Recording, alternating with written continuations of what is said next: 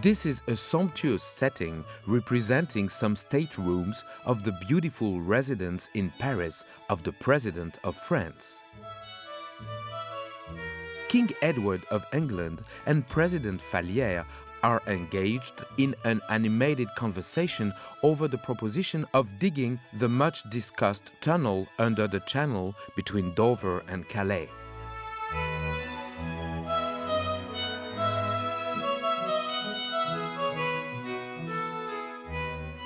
It is late in the evening, and after some wine, the two rulers will retire.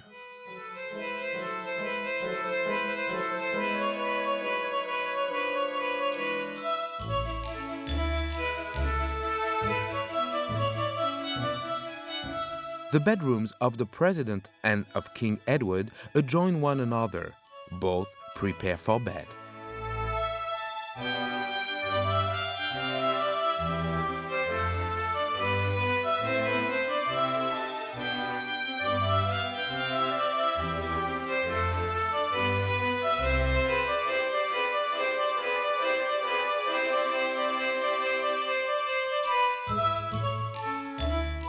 Fallières and Edward put on their nightcaps simultaneously.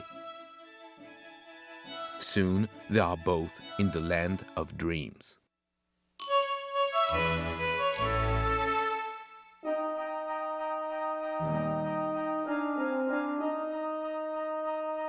Each sees a cross-section of the English Channel, such as engineers use in drawing plans of tunnels.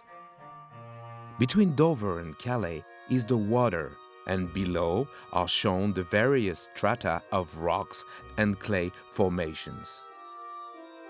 Fish and submarines move back and forth, while in the air, balloons, airships, aeroplanes, and flying machines are constantly appearing.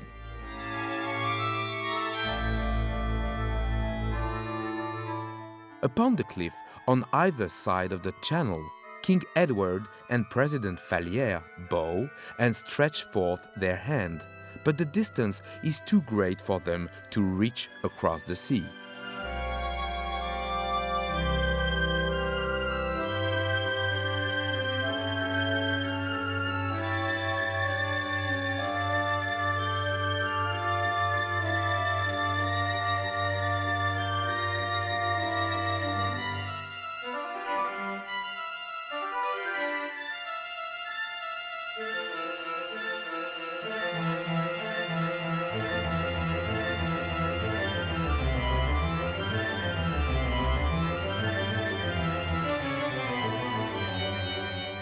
Each ruler then seizes an enormous corkscrew and begins to bore.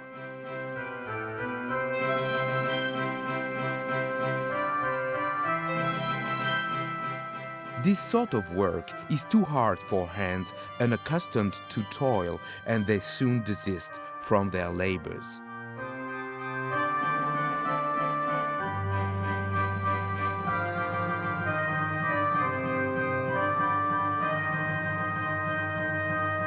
Two workmen relieve the rulers by grabbing the corkscrews. They execute their work vigorously.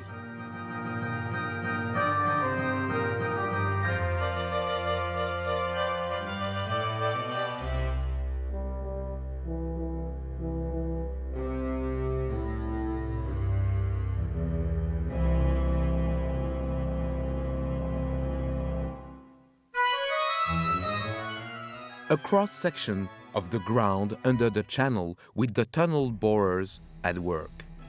The English half is almost completed. Sand hogs are drilling their last holes prior to the junction of the tube with that of the French side. In order that the end of the excavation may be celebrated in a manner commensurate with the vastness and difficulty of the undertaking, the king, followed by his ministers, guard, and attendants, enter in a robe of state. He is given an enormous pick with which he digs up the last dirt. The pick is too big for him to wield. His Majesty is then presented with a small silver hammer, which he uses to open the channel.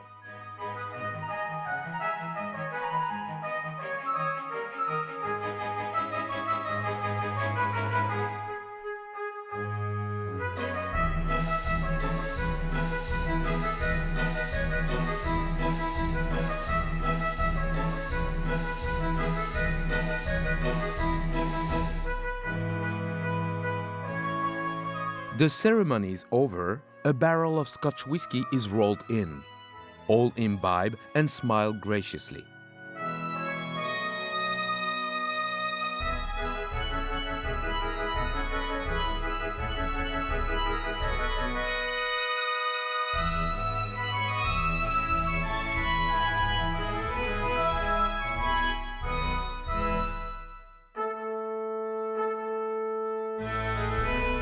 On the French side, huge drills are seen in motion.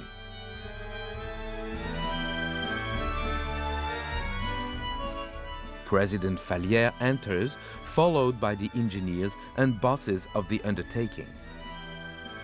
He compliments everybody, then his valet enters with a dress suit case. The president takes out of it some medals and confers them upon all present.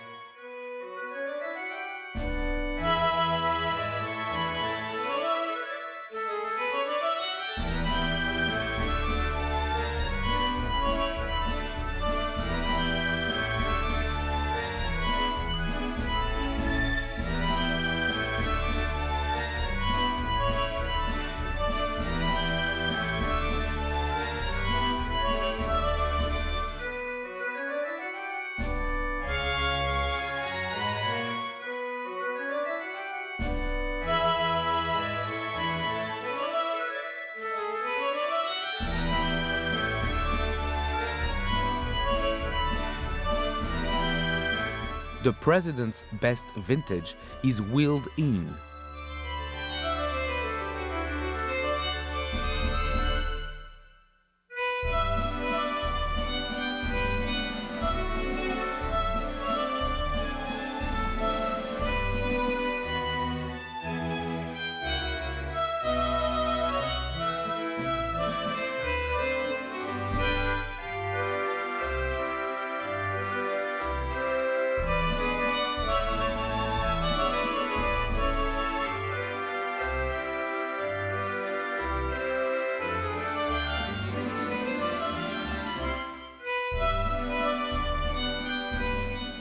And after refreshments, all go away.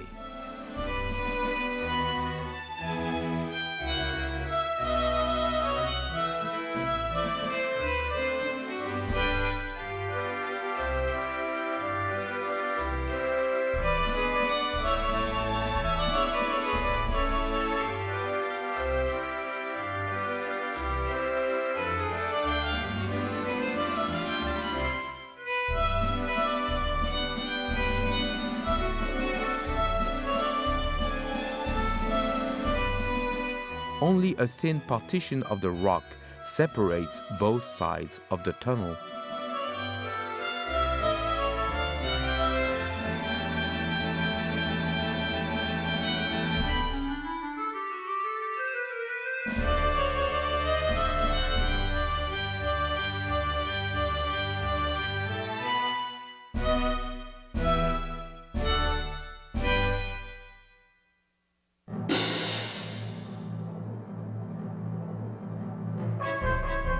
After the smoke has cleared, a junction has at last been effected. Dancing, drinking, and congratulations are in order.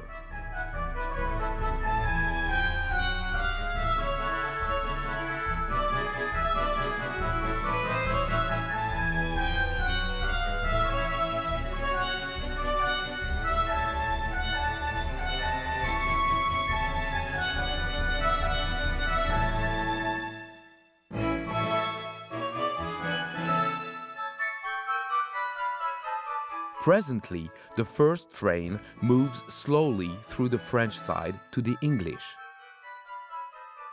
It bears President Fallières and other important personages to England. The train moves on without a hitch.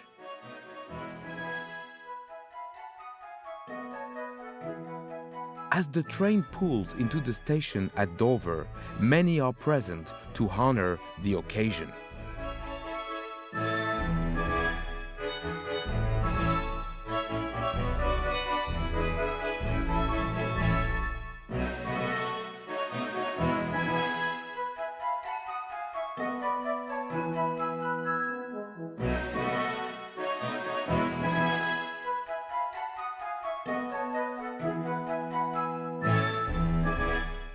After a brief stay, all the passengers go on to London.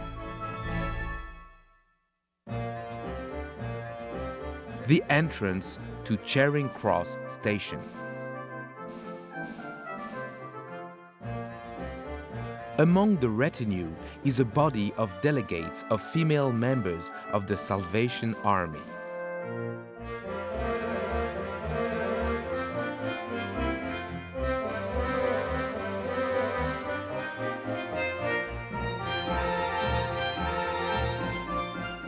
President Fallières alights. King Edward, with mantle of state, attended by functionaries, advances to meet his guest.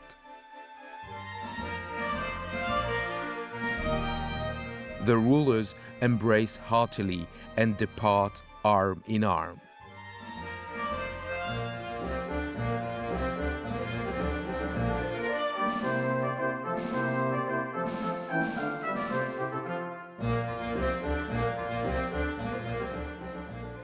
Lesser personages follow in the order of precedence.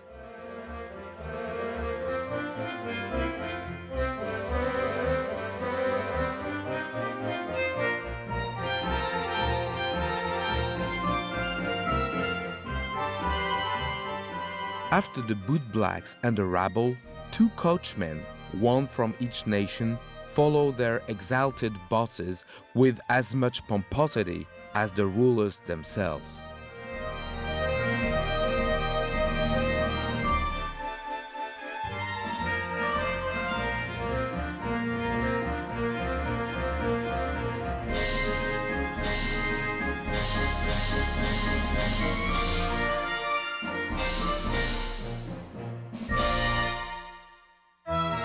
Once more, we see a cross-section of the now famous tunnel.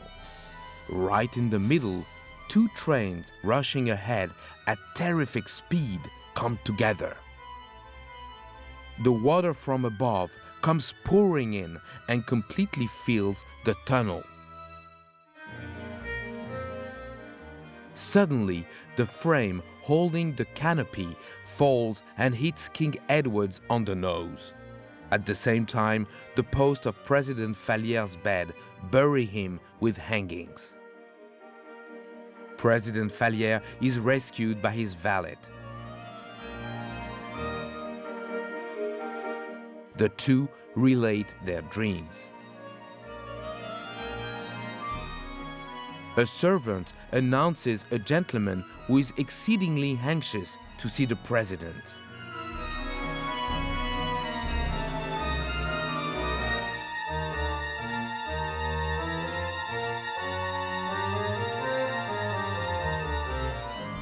It is the engineer who has with him the drawings for the projected tunnel.